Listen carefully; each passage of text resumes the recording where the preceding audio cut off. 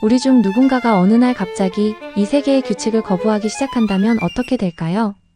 아주 평범했던 한 여자가 끔찍한 꿈을 꾼 뒤 더 이상 고기를 먹지 않습니다. 이것은 폭력으로 가득 찬 세상에 대한 그녀의 첫 번째 아니오였습니다.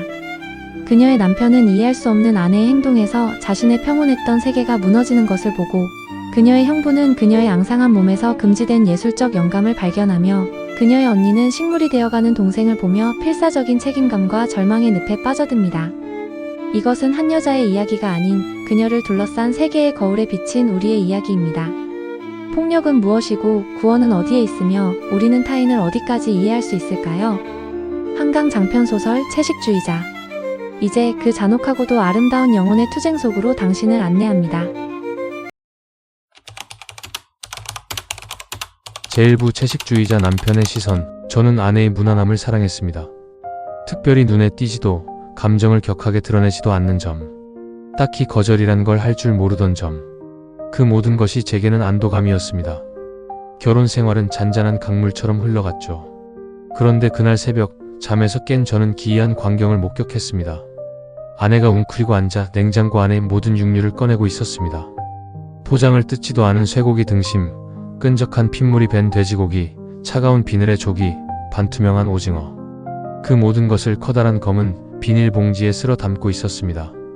지금 뭐 하는 거야? 제 질문에 그녀는 텅 빈 얼굴로 딱 한마디를 했습니다. 꿈을 꿨어. 피와 살육에 대한 꿈이었습니다. 낯선 얼굴들이 가득한 꿈. 그 꿈 이후 아내는 변했습니다. 제가 사온 가죽 구두를 신지 않았고 제 셔츠에 밴 고기 냄새에도 구역질을 했습니다. 식탁에선 오직 채소만 먹었고 그녀의 앙상한 광대뼈는 날카롭게 도드라졌습니다. 저는 그 변화를 병적인 고집이라 여기며 경멸하기 시작했습니다. 제 평화로운 세계에 균열을 내려는 무책임한 행동으로 보였을 뿐입니다. 결정적인 사건은 처가 식구들과의 식사 자리에서 터졌습니다. 장모님이 차린 푸짐한 상 앞에서 아내는 또다시 나물만 깨작였습니다. 장인은 그 모습을 참지 못하고 분노하며 소리쳤습니다. 영애야, 내 아비 말도 말 같지 않으냐? 고기 좀 먹어라. 사람 구실을 해야 할 것 아니냐? 그리곤 탕수육 한 점을 억지로 아내의 입에 밀어 넣으려 했습니다. 아버지가 아내의 뺨을 때리고 형제가 달려들어 팔을 붙잡았습니다. 아내의 입술 사이로 짐승 같은 비명이 터져 나왔습니다. 놔. 그 순간 장인의 손을 뿌리친 아내는 상 위에 있던 과도로 자신의 손목을 그었습니다. 누구도 예상치 못한 행동이었습니다. 모든 것이 정지했습니다. 하얀 식탁보 위로 선명하게 번져가는 붉은 선. 식구들의 경악과 비명. 병원으로 실려가는 구급차 안에서 저는 생각했습니다. 제가 알던 아내는, 저의 평온했던 세계는 이제 완벽히 끝장났다고. 그리고 이상하게도 저는 아내에 대한 연민보다 제 삶이 엉망이 되었다는 분노를 먼저 느꼈습니다.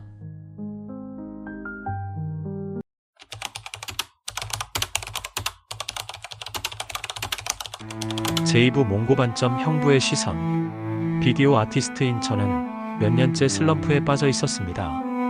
제 작품은 공허했고 제 삶은 권태로웠습니다. 세상은 온통 진부한 이미지들로 가득 차 있었죠.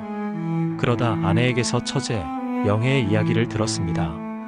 손목을 그었다는 이야기, 정신과 치료를 받는다는 이야기. 그저 그런 가십으로 넘겼습니다. 하지만 우연히 처갓집에서 잠든 영애의 엉덩이에서 푸른 몽고반점을 보게 된 순간 제 안의 모든 것이 깨어났습니다. 그것은 단순한 반점이 아니었습니다. 폭력적인 문명에 오염되기 전 생명의 가장 원시적이고 순수한 흔적, 지워지지 않은 푸른 잎사귀. 제게는 그것이 계시였습니다. 저는 걷잡을 수 없는 예술적 충동에 휩싸였습니다. 아내 몰래 영애에게 연락했습니다. 당신의 몸에 꽃을 그리고 싶습니다. 그것을 영상으로 남기고 싶어요. 제안이 너무나도 터무니없었기에 그녀가 거절하리라 생각했습니다. 놀랍게도 그녀는 동의했습니다. 그녀는 제 작업실로 왔습니다. 저는 마침내 그녀의 맨몸과 마주했습니다. 앙상하게 마른 몸, 어떤 욕망도 느껴지지 않는 텅 빈 눈동자. 그녀는 완벽한 식물이었습니다. 붓끝에 물감을 묻혀 그녀의 등에 조심스럽게 첫 획을 그었습니다.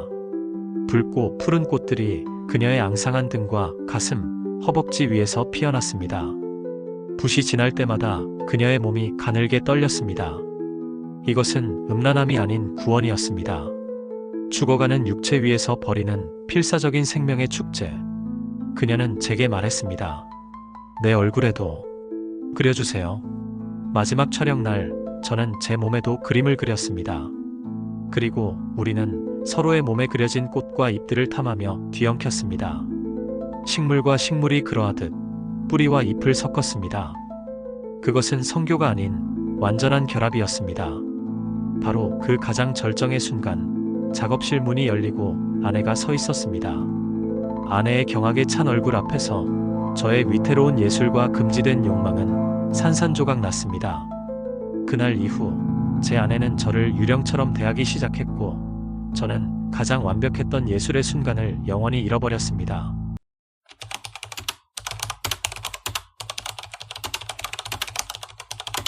제3부 나무 불꽃 언니의 시선. 결국 나 혼자 남았습니다. 남편은 그 일 이후 집을 나갔고, 저는 화장품 가게와 아들을 돌보며 정신병원에 입원한 동생, 영애를 오가야 했습니다. 동생을 볼 때마다 죄책감과 연민, 그리고 지긋지긋한 책임감이 저를 짓눌렀습니다. 어린 시절, 영애는 늘 제 뒤를 따르던 순한 아이였습니다. 아버지가 걔를 오토바이에 매달아 끌고 가던 그날, 함께 떨었던 기억이 생생합니다. 그 아이가 어쩌다 이렇게 된 걸까요? 영애는 이제 물 이외의 모든 음식을 거부했습니다. 의사는 영양실조가 심각해 이대로 가면 죽을 수도 있다고 했습니다. 어느 날 병실에 들어섰을 때 저는 믿을 수 없는 광경을 보았습니다. 동생이 발가벗은 채 두 팔로 온몸을 지탱하며 물구나무를 서 있었습니다. 햇빛이 드는 창문을 향해서 그녀는 제가 다가가자 속삭였습니다. 언니, 내 몸에서 냄새가 나. 짐승 냄새가 다 빠지고 있어. 이제 괜찮아. 그리고는 다시 말했습니다. 언니, 내 가슴에서 꽃이 필 것 같아. 내 발에서 뿌리가 자라고 손에선 잎사귀가 돋아나. 나는 나무가 될 거야. 저는 절규하며 동생을 끌어안았습니다. 영혜야, 제발. 죽은 괜찮잖아. 언니가 끓여줄게. 응. 하지만 동생은 텅 빈 눈으로 저를 밀어낼 뿐이었습니다. 결국 병원은 영애를 더 큰 산속 요양병원으로 강제 이송하기로 결정했습니다. 구급대원들이 저항하는 동생을 들것에 묶었습니다. 그 앙상한 몸부림을 보며 저는 구급차에 함께 올라탔습니다. 차가 출발하자 저는 의사에게 물었습니다. 이 세상의 모든 사람들이 다 그렇게 잔인한가요? 왜 아무도 잘못한 사람이 없는데 내 동생은 미쳐가야 하죠? 대답 없는 질문만이 차가운 구급차 안을 맴돌았습니다. 저는 동생의 앙상한 손을 잡고 끝없이 울었습니다.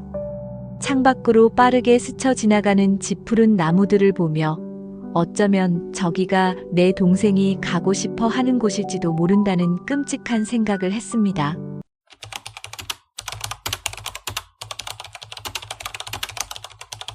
한 여자의 거부는 결국 인간이기를 포기하는 것으로 끝을 맺습니다.